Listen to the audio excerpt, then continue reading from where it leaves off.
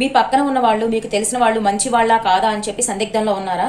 అసలు మంచి వాళ్ళని ఎలా గుర్తించాలో తెలుసా?